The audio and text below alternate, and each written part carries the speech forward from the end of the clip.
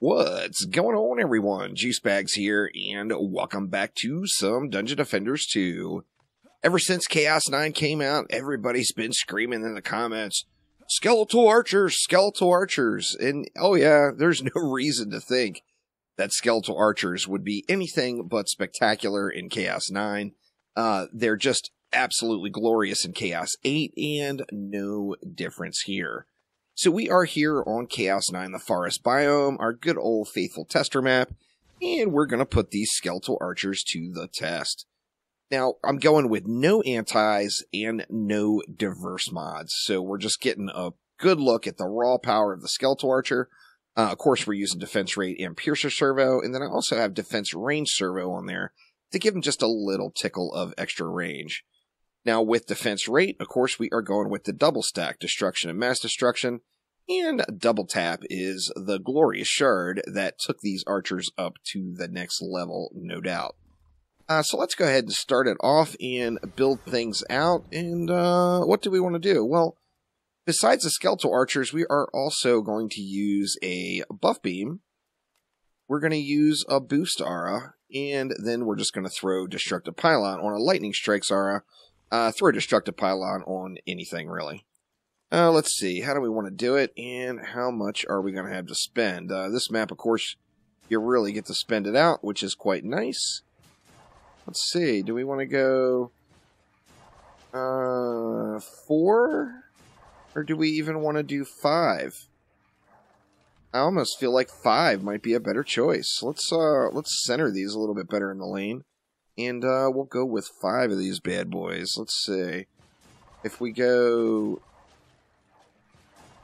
something like, say, that's going to give us plenty of room for our Destructive Pylon. It's going to give us plenty of room for our Boost Aura.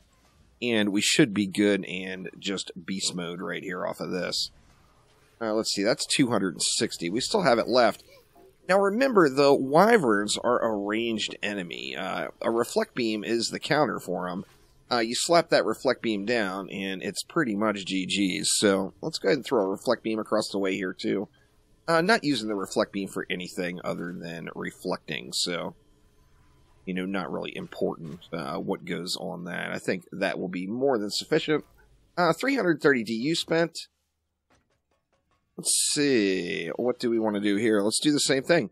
Now, as I mentioned, we are losing out on the backside of the Archer, so depending on what map you're on, you're going to get twice the effectiveness just by being able to use both sides of that Archer, no doubt. Let's get our Buff Beam in, or Boost Aura in. And we'll throw our Buff Beam across. I think I'm going to be a little bit tight on the DU on this one.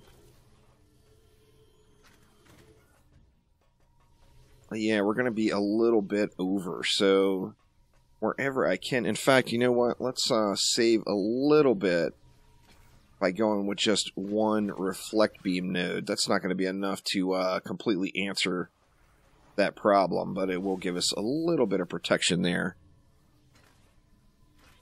against those Wyverns. That's looking pretty snazzy.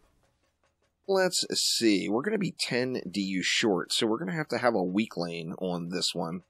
Not really sure where I want to put it yet, but I'm probably going to put it over on that main boss lane and then just DPS from there. Well, let's see. Let's go with our 5. Get those down. Our Destructive. The Boosty Boy. And then our Buff Beam and Reflect. I'm going to do the same thing here. Just one Reflect Beam node just to give a little level of protection. Here, the way the lane curves, I kind of want to start it over on that side, as far as I can, anyway. Let's go something like just that, maybe? Oop, and let's take a quick dip into the Dark Pit of Death here, just to see what's down there. It's confirmed, no loot down there at all. And then let's see, I know I'm going to be short on DU, so let's just go ahead and we'll make this one our weak lane. So we'll just get rid of one of the archers here. And that's going to give me 230, which I believe should be enough for this lane. And let's see. Let's, same old, same old. We're going to get 5 of them down. Hey. The archers are real easy to get on top of a buff beam, so placement is not crucial. You can be extremely sloppy with it, like I'm doing right here. And then let's see, we'll get our buff beam down. Oop. Little fail placement on the buff beam. To stretch it through the middle, and then we are good to go for our reflect. So we actually get, that gives us a little bit more room here. And you know what? I feel like I would feel better about this reflect, the way the lane winds, if we use that extra node here. So let's just go ahead and go something like that instead, and we should be good to go. So let's go ahead and check it out, see how the wave runs. Now, of course, you know, this is going to be our weak lane now with only 4 archers, so I'm going to want to help out here on this lane. Not going to mow them all down, though. Although I could just sit here and mow all the enemies down. Going to let these archers put in a little work. And they're doing good. They are doing good. So some of these guys are getting a little uncomfortably close. Let's get a little action in on those.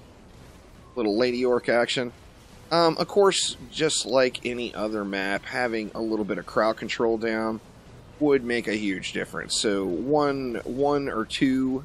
Well, one less archer, I think, and lose either your boost star or your buff beam, and then get a petrify combo out front, or the combo of your choice, really, for crowd control, would make a pretty substantial difference.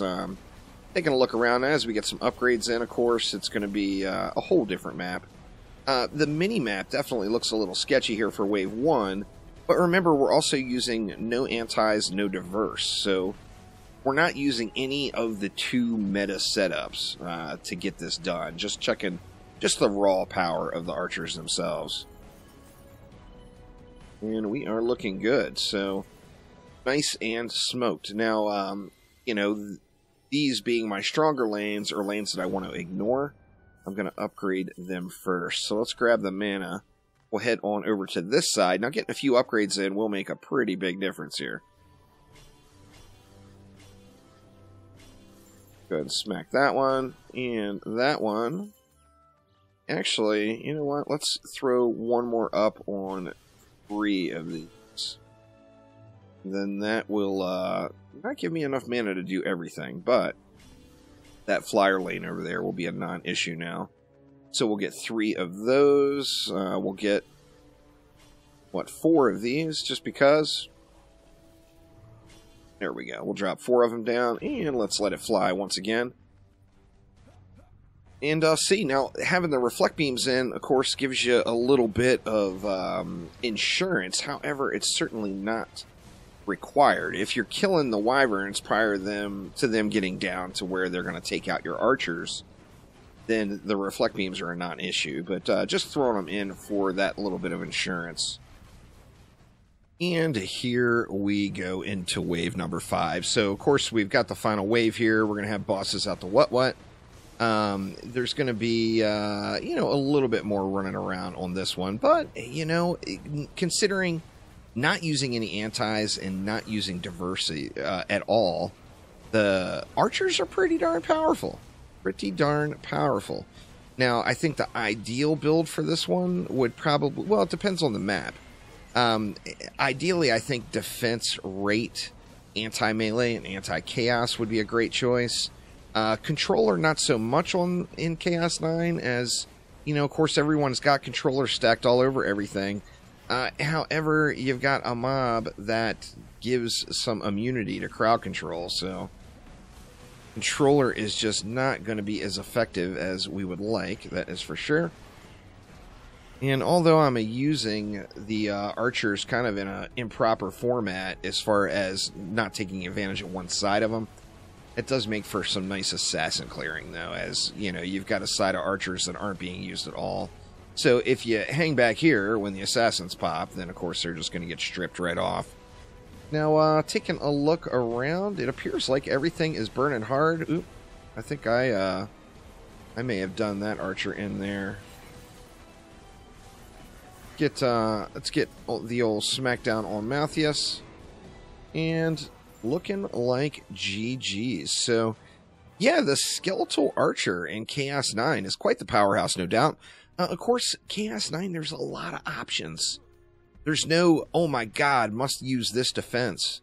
There's a ton of options, so use the option that you want to use. It's just like Chaos 8. Of course, Chaos 8 favored tower-type defenses, but you could use any of them. So, Chaos 9 is going to be no different. You've got a lot of options to play with.